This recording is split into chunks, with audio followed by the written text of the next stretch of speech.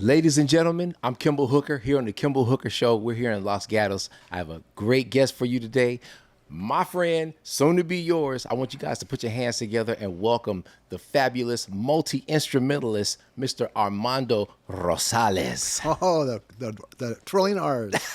I had to What's do that? it. We have that. How you doing? I'm doing great. Thank you for having me. Thank you for coming. I appreciate it, man. You got all these beautiful, luxurious instruments behind you. What do we have? Talk to us about these guitars. Yeah, so I was telling you earlier before we got on the air that my wife talked me into getting this Taylor, the most I've ever spent on a guitar, but I would never flinch about buying a very expensive microphone. So, Why is that? Because I do a lot of vocal recording. Yeah.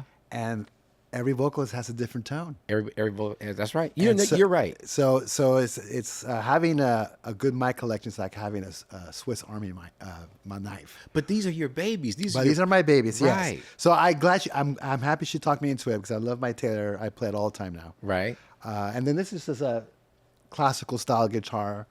I basically do a pseudo flamenco on there.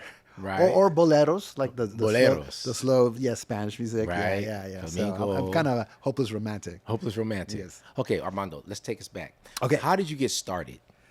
So when I was 8 years old, I found some Beatle records in the house that I live in now. I've been living in this house since I was 8 years old. Oh, wow. And so I always thought they were my sisters because she's 11 years older than me. She was a big Beatles fan. And so one of the records was Hard Day's Night. I love that song. But the song that was on there that really captivated me was And I Love Her. Okay. Right? Uh-huh. Da da da da. With George Harrison on the nylon string guitar. Right. Right. Okay. And I think John Lennon's playing the. Oh.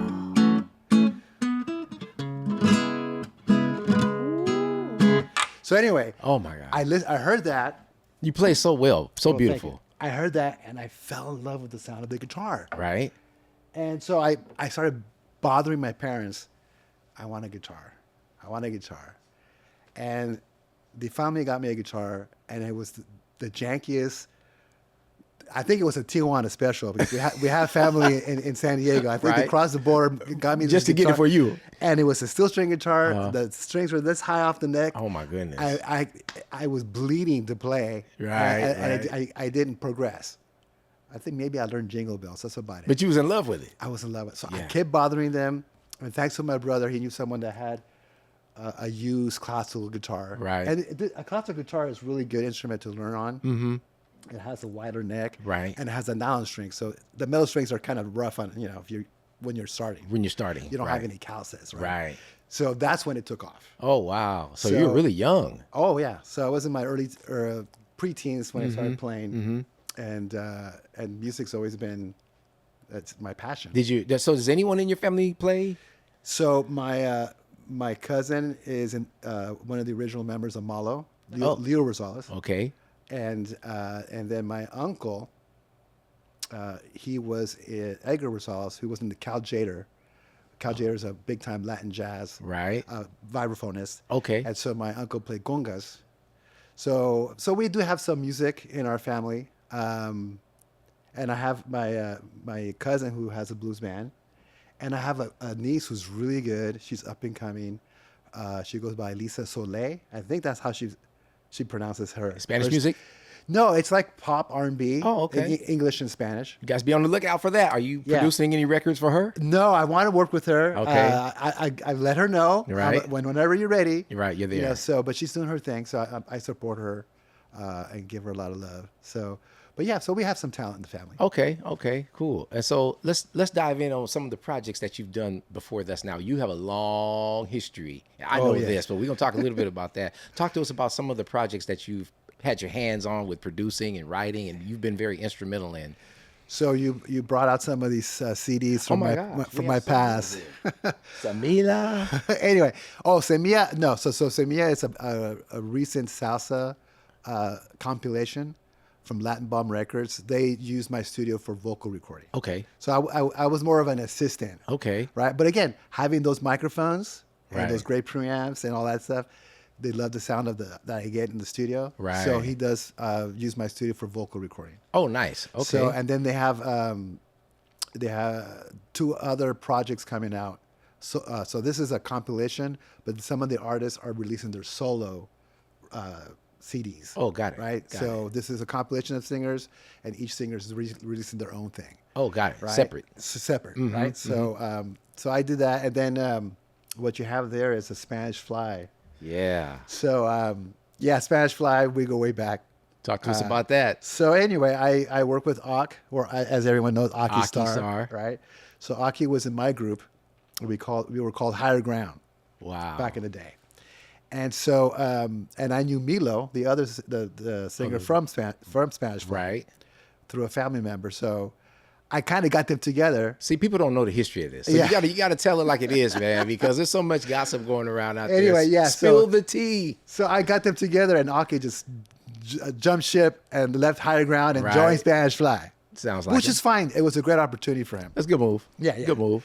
And so I ended up producing some of the stuff for actually, we have a lot of songs that have never been heard Wow. that was going to be on Warner Brothers for their second release. Oh my goodness. So what happened? It just never. What happened? Well, it was more, they're more freestyle, and some of the stuff we were doing was more pop R&B. So, but I do want to release them so people can hear Right. what stuff that they've never heard They before. never heard it. Didn't Yeah, make yeah. it. Didn't make the cut. And I also worked with Angelina. Mm-hmm.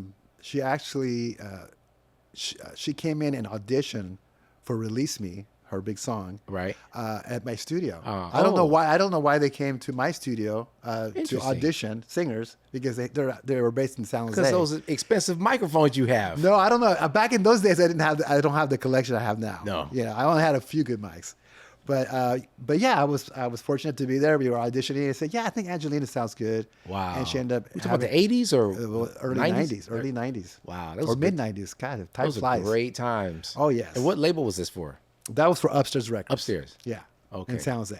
That was a big time, man. And then Spanish Fly was shortly on Warner Brothers. That was on Warner Brothers. Yeah.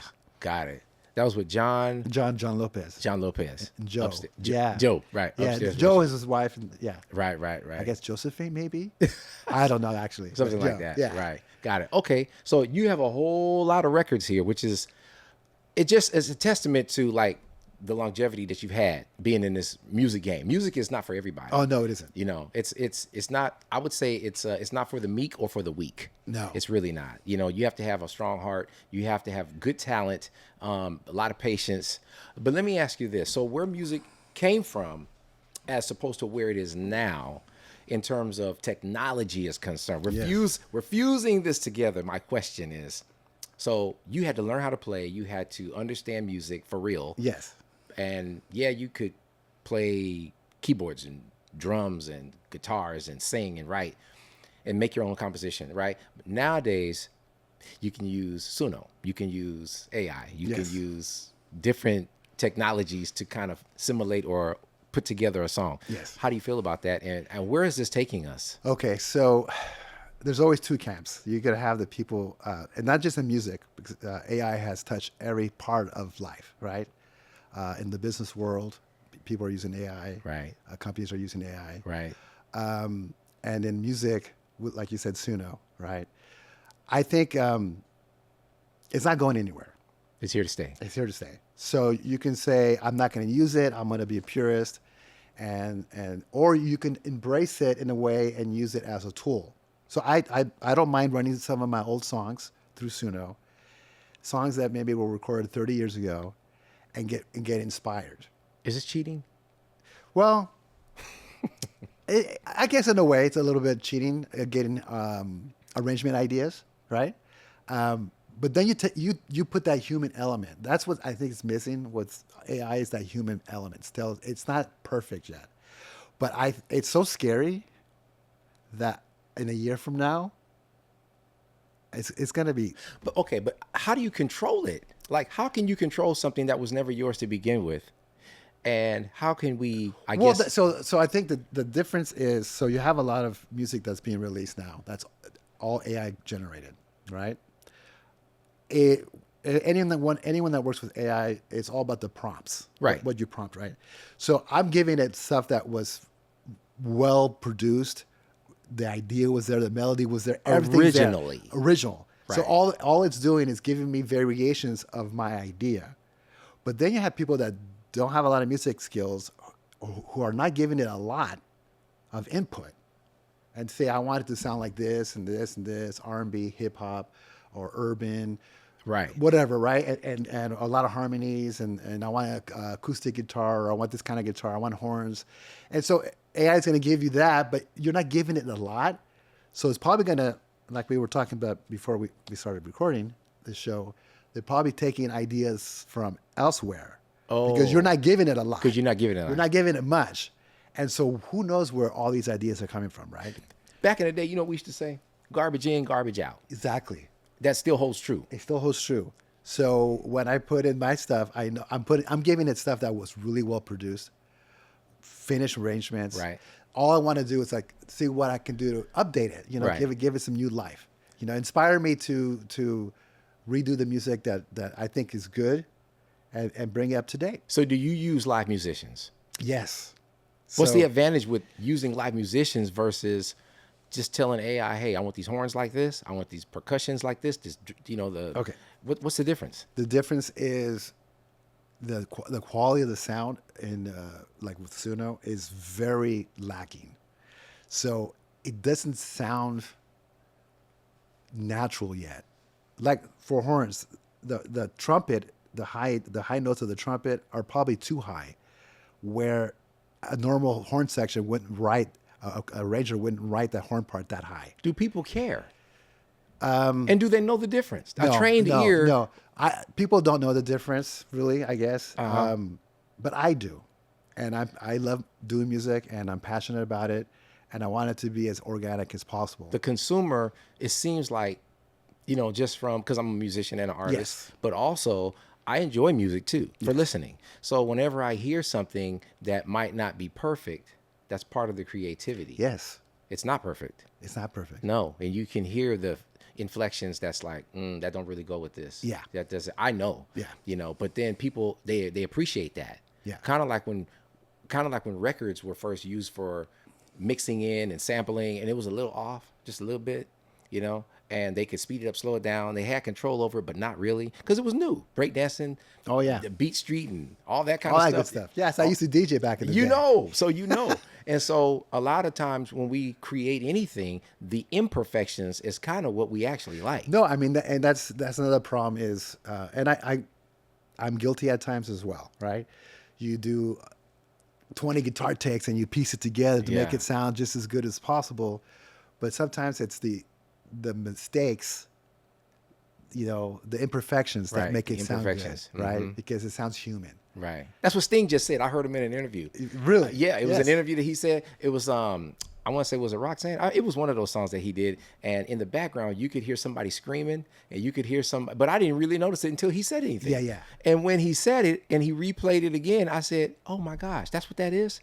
But you don't really notice it, and he left it in the record. No. It's those imperfections that I you can listen to music from the 60s and 70s before you had all the computer assistance. yeah. I used to record an 8-track reel-to-reel. I had one track that was SMPTE, which is for everyone that doesn't know what that is to sync up your computer, right? So basically, I only had 7 tracks, and you had to know what you were doing, Right. and arranging, and you didn't have unlimited tracks to edit and comp stuff together, Right. So that's how I learned, how to do music, is Right. on that kind of system. Old school. Old school, but a lot of mistakes go in there, Right. that you can't fix afterwards. Right. So there's a lot of famous records where you hear a bad note, they just left it in there. Left it in there. They just left it in there, and most people, like you said, wouldn't notice. Or only a musician might notice, right? See, nowadays, we call that flavor. Flavor. Which Exactly. brings me- I did that on purpose. Right? Flavor. I did it on purpose. Which brings me to the next thing, colores. Colores. Talk to me. Okay. So I What is colores, first of all? Okay. So people that don't know. so Colores is a song that I'm coming out with.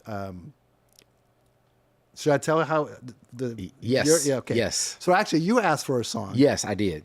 in the freestyle vein. Yes. And it kind of came out different. Right. Way to the Different. left, but great. Like more like world music. Anyway, so you told me you might be performing in Brazil, Correct. and so for some reason Brazil soccer, and I'm a big soccer fan, Right. and the Ole part of that song Right. popped into my head. So I'm thinking, I don't like this. I'm not feeling it. And then I was saying, oh, this is kind of catchy. But that's all I had. Right. Was the Ole part. But little by little, it started to grow. Right. And being Hispanic, my parents were from Nicaragua. I was born in San Francisco, but I'm first generation. With all the things that's going on with ICE and the targeting of colors, of people Wow. of color, Yeah. the idea of the World Cup and they're concerned with all these people of color Right. coming to the U.S. I mean, you've heard all those horror stories Oh, about of people course. on vacation coming in here, Deportation, all that, yeah. whatever, right? Yeah. So I was thinking, wow, this could be a great platform to bring out the issue of targeting the people of color. Right. So the song Colores, even though it's for the World Cup, it's about that we're all the same color, Right. that we all bleed the same color. Right. Right? Or let's say we're not the same color, but in a sense we are. We all come from someplace. Right. Right? Right. So that's Colores. And I've never written a political song. Right. It has a slight political undercurrent. It's Aren't you not more of a romantic?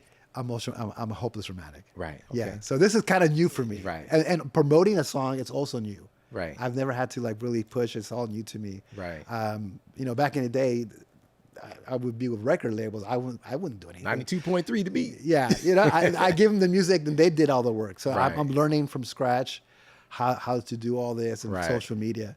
But it has a really strong message. Right. So thank you for letting me talk about that, and hopefully it does well. I think it's a great tune, and I'm doing it in Portuguese. Right. That's exciting. All Yes. these different nationalities and different Yeah, yeah. languages are going to embrace it and Yes. sing on it. Yeah.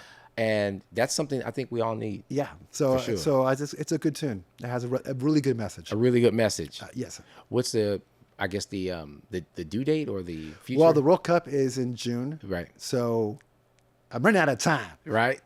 I'm hoping by early May. Early May. Yeah. The song's complete though. The song's complete. I have a few more vocals to do on the Spanish version. Right. And I'm working with a Brazilian singer in Sao Paulo. Oh, nice. So he's doing the Brazilian version, the Portuguese version. Right. And then I'm working with someone in Europe to do the French version. Nice. And the English version, even though I speak English, I haven't done that yet. It's coming. Well, it's kind of hard to translate from Spanish to English and have the same feeling. It's not the same. It's not the same. So I'm Yeah. still working on. I want the same feel. So So we gotta get AI. no, yeah.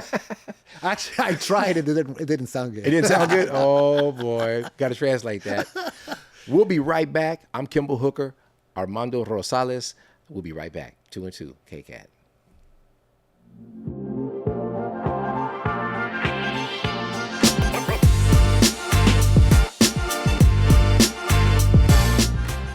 Thank you to the City of Montessorino for their continued support of KCAT Public Media.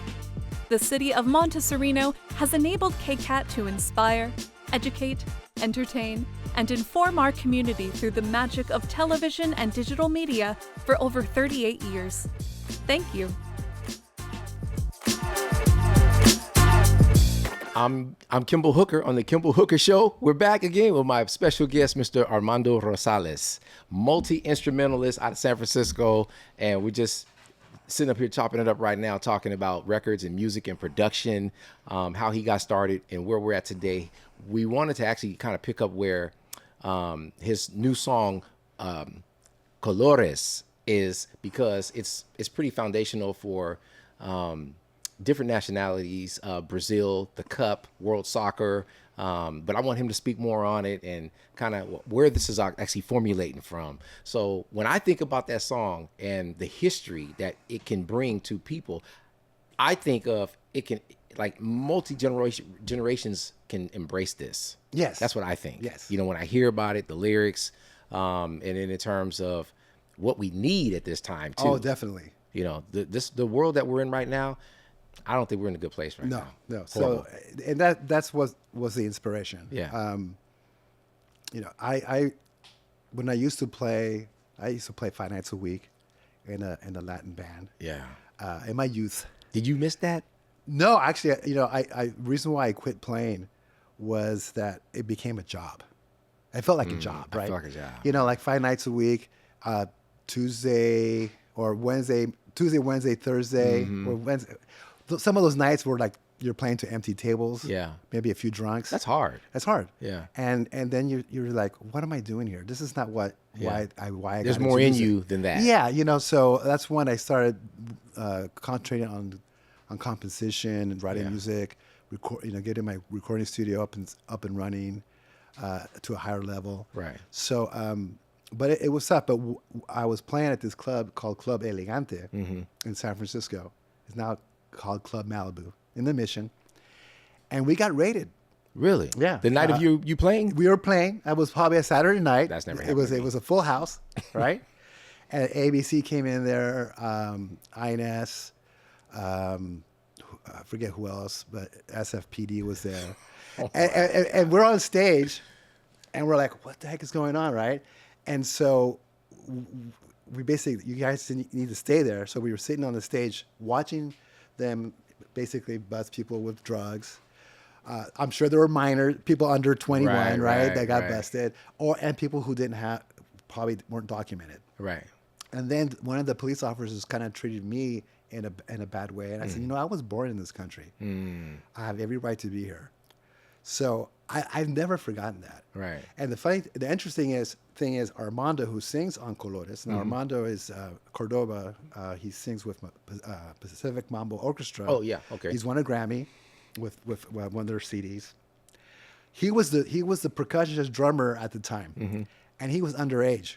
Oh, he shouldn't have been in there in the first place. So he was my kind of gosh. hiding behind the drum set. Like, I hope they don't, he didn't drink. He wasn't, he's never He wasn't been a drinking, drink. but he still wasn't But he was still supposed to underage, be. right? Yeah, So yeah. he's hiding there. But so he was there at a young age experiencing that. Right. And so, and now it comes full circle. He's singing about the targeting of people of color. Right. And that, we're all the same, basically, right? We all have the same wants and needs. Yeah. And so we need to get along. Right. And so the premise of the song is they can't get rid of all of us. Right. They can't get rid of all the people of color. Right.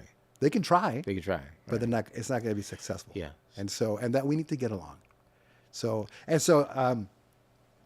you started with asking me for a song. Oh, I know. Can you play a little bit of it So for us? I started off with which is the chords of Despacito. Right. Oh, right. I'm not playing it the same way, but anyway, so, and then I added,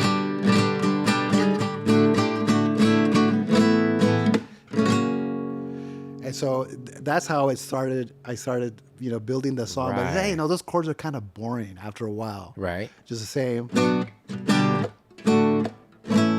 So then I need to change it up for the verse. So.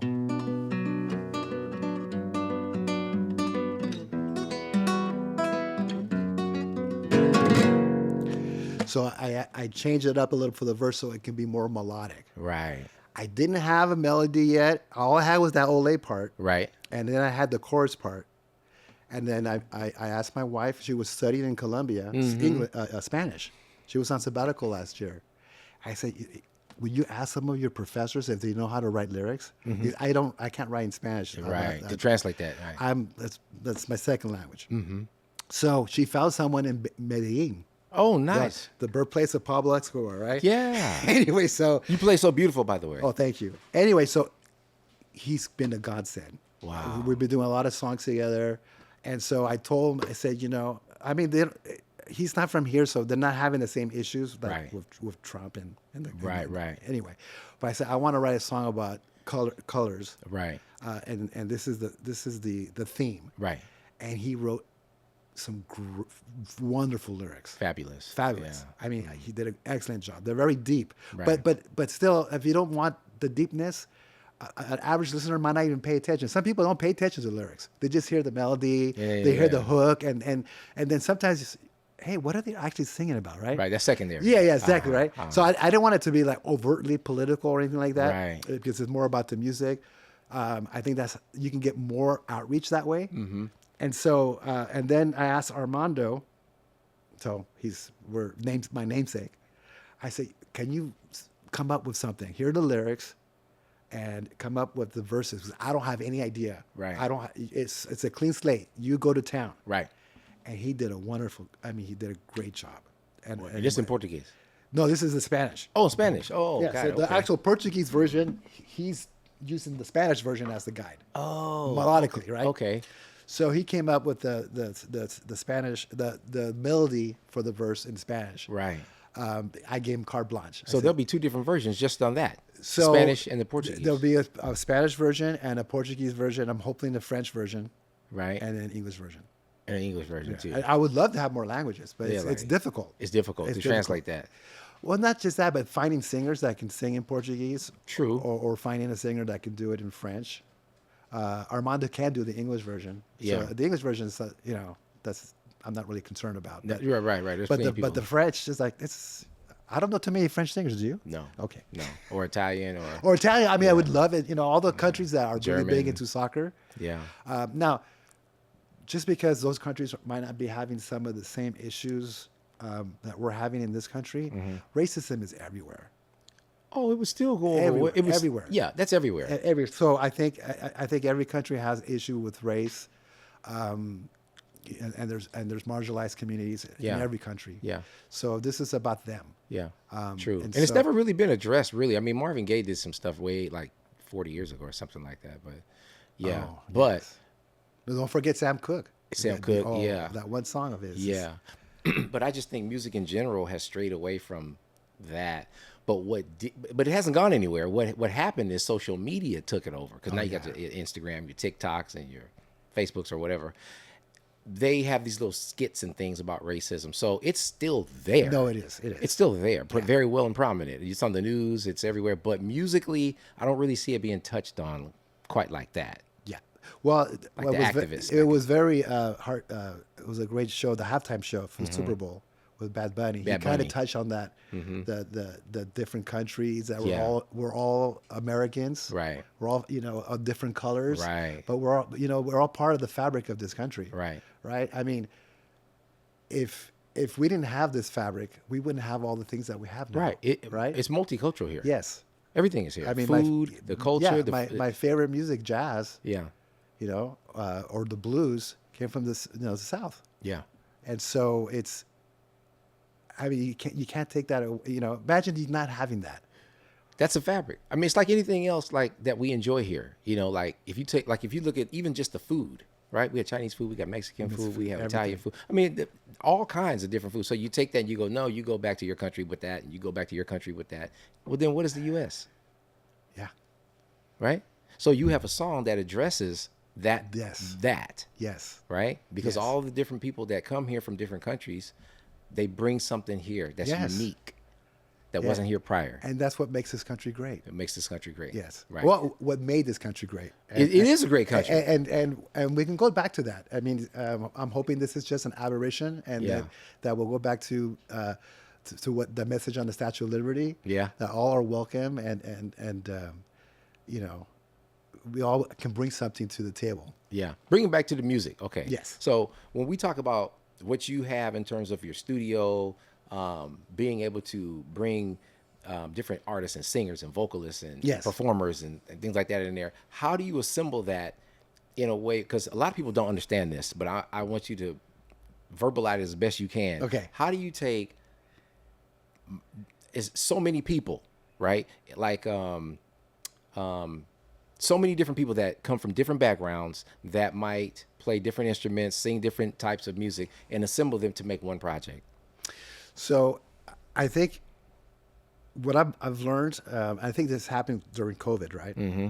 A lot of projects were being done remotely because you had to be in your bubble, right? Ooh, that's difficult. Right. So recording studio people, musicians were doing the same thing. They were sending tracks here, saying, "Hey, I need this, I need that," and so even though you weren't playing at the same time, you basically have all the pieces and you put it together and make it sound like it was played at the same time. Colores is a perfect example. Mm-hmm. So the congas were recorded and the shaker was recorded at Armando's studio. He has a studio. Not even in your studio. Not in my studio. The horns came in but there's only two horn players. One plays all the different saxophones, and the other one played trumpet and trombone. But it's a 7-piece section, so we did it in sections, right? Did they do it at the same time? Well, there's only two of them, right? Yeah. So they would play second trumpet, first sax, third trumpet, second sax. Then the sax player was done, and then the first trumpet, which is the top note. Yeah. And then he changed instruments and he did the two trombone parts. So one guy did them both. Yeah. And so you put that all together, and it sounds like a 7-piece horn section, but it's created, you know. And then my friend I went to high school with, I reconnected with, a really good drummer. He played cajon in his spot in the East Bay. Yeah. He sent me the tracks, and he did the flamenco claps. The hand claps. Hand clapping. They're called palmas, right? And so you could piece. And then I have like the guy in Brazil. He went to a studio in Sao Paulo, and he started doing his vocals. So you can. It's a small world. It's a small world. It's yeah. a small world, and everybody's connected. You can create. And then like Ak helped me out with Yeah. some vocals. I've had some other singers that I work with came in. Hey, you mind doing some Olay parts? You know. Right.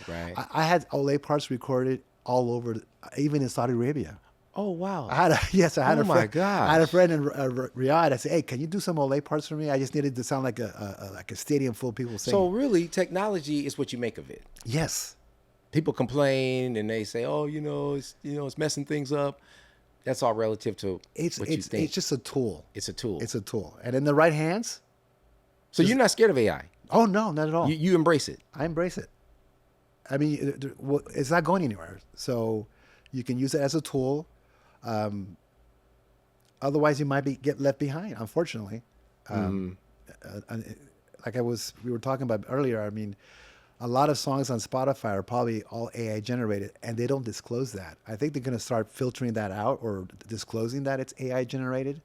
But right now, it's like it sounds so good. Yeah, I think it sounds so good. You can't even tell. I think it sounds so Yeah. good. The problem to me is not even how good it sounds.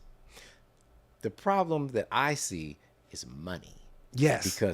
Because how do you? Yeah. So now you have an artist who does create their own music, and now they're competing with tens of thousands of people. I mean, you can make an AI tune in a minute, and then release it. Yep. And then, I mean, I think there was someone that was Grammy nominated that Didn't play anything. There was AI created. And a matter of fact, not only did they not play anything, they didn't write anything, they didn't sing anything, they didn't perform anything. Nothing. And as a matter of fact, on top of that, the artist wasn't even them. No, They created. it was a persona. It was like a what they call those avatars. Yeah, it was like it's a persona. They call them personas a now. persona. Yeah. Of what they just made it up. Yeah, so they have no social media content Nothing. because they're not real. They're not even real. The whole thing is just an imagery. Yes. Of and so what do you do with that? So how do you pay someone like that? Yeah. And then what they made it from was stolen. I shouldn't say stolen. Okay, scratch stolen. Was taken from somewhere. Harvard. Yeah. Harvard, right? Yeah. Yeah. So, From somewhere else. So it's not like they sat down, hey, those are my chords. Hey, I made that No. string. It wasn't any of that. None of that. It was like I told it what I wanted. yes. It came back as it saw. I mean, I think you can even give it ideas for the lyrics you want. It's and like, not even write yes, the lyrics. Not even write the lyrics. Yeah, that's great. So for me, it's not how good it sounds. I think it sounds great. I don't think that's the issue.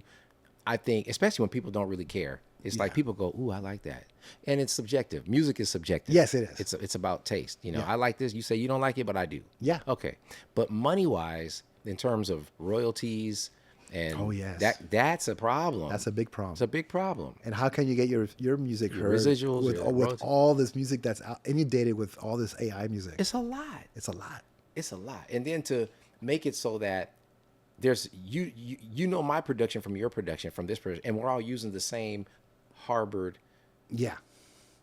you know what I'm saying? Yes. Music. So I don't know what they're going to do about that. I think it's something we're going to have to deal with, not just in the music industry, but in all industries with AI.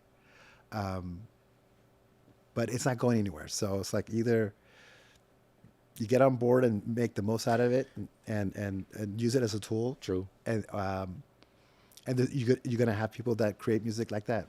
True. And what are you going to do? What are you gonna do about it? You can't do anything Nothing about you it. can do about it. No. Embrace it. Get on the train. Yeah. Armando, is there anything that we have not? Because we gotta wrap this up. Yes. Is there anything that you would like to add to this conversation that I have not asked?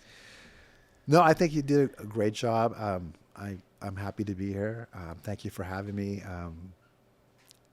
I would say to anyone out there who does music, just do it because you love it. Yeah. Don't do it for the money, because if you want to do it for the money, you should probably become a lawyer or a doctor. Say it again. Just the wrong career. Just trying to get rich. But if you do it because you love it, Yeah. and you do music and you do songs because you love the songs and how it makes people feel, then you most likely could make some money. Yeah, you'll be passionate about But it. if you do it for the money, Wrong. wrong career. Where can you be found on social media? So I have a recording studio. It's After Dark Recording, Okay. and I have a Instagram page, After Dark Recording SF. And don't even ask me my what's the other one? See, I'm so old, I can't keep my social. Okay, you got Instagram, you got TikTok, you got TikTok. So I just started TikTok. Oh, okay. Yeah. So I don't know the name. You forgot the name. Marlo, no, you didn't. You forgot the name of it? Is it After Dark? It's probably After Dark. Okay. Anyway, you guys can go check him out. He has a lot of good music on there. He has plenty of CDs. He's been out forever. And by the way, I've known this man, I would say well over 30 years. Yeah, Would you say? it's at yeah. least. Before there was technology doing all this. ADATs, what we had? ADATs, yes. Oh my God, DAT machines. I still have a DAT machine. Do you still really have it? Well, I have old DAT tapes. So Oh my God, he can't play it on nothing, but he has it. no, I have the only reason why I have the DAT machine, so I can play those DAT tapes. Really? Once in a while. Gotta clean it up. Gotta blow the dust off. Yeah. Kimball Hooker, Armando Rosales on KCAT. We'll see you guys next time. Peace. Peace.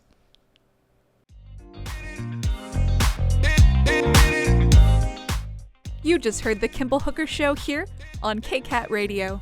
Explore all our KCAT original programming at kcat.org/radio.